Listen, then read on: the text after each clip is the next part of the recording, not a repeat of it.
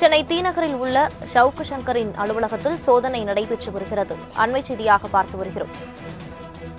சவுக்கு media அலுவலக பூட்டை உடைத்து காவல்துறையினர் சோதனை மேற்கொண்டு வருகின்றனர்.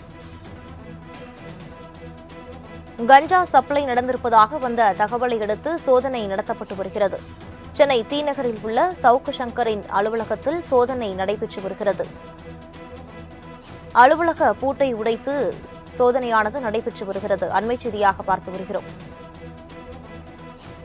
இது தொடர்பாக கூடுதல் விவரங்களை வழங்குவதற்காக சிலர் ராகவேந்திரன் இணைப்பில் இருக்கிறார். வணக்கம் ராகவேந்திரன், இந்த சோதனை தொடர்பான விவரங்களை பதிவு பண்ணலாம்.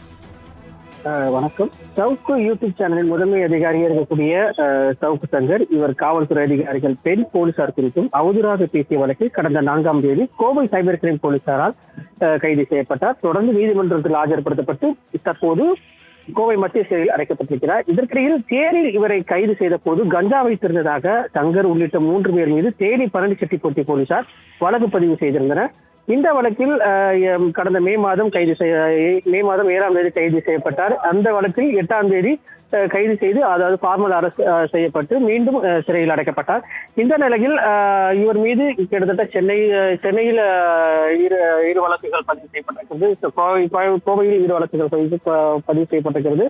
தற்போது இந்த வழக்கு தொடர்பாக, அதாவது கஞ்சா வழக்கு தொடர்பாக தேனி போலீசார் தற்போது சென்னையில் இருக்கக்கூடிய அவரது வீடு, மதுரவாயில் இருக்கக்கூடிய அவரது வீட்டிலும் ஒரு அலுவலகம் இருக்கக்கூடிய ஸ்ரீநகரில் சோதனையானது நடைபெற்று வருகிறது. சோதனையின் போது அவர்கள் அலுவலகம் பூட்டப்பட்டிருந்த போது அலுவலகத்தின் கதவை உடைத்து உள்ளே சென்று தற்போது இந்த தேனி போலீசார் சோதனையில் ஏற்பட்டு வருகின்றனர்.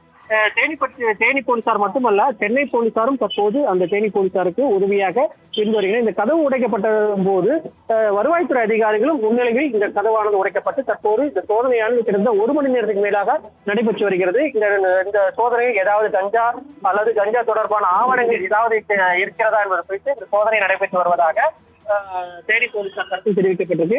ஒருவேளை கஞ்சா இருக்கும் பட்சத்தில் இன்னும் அவர் மீது வழக்கு பதிவானது கூடுதல்படுத்தப்படும் என்றும் தேனி போலீசார் தரப்பில் தெரிவிக்கப்பட்டிருக்கு.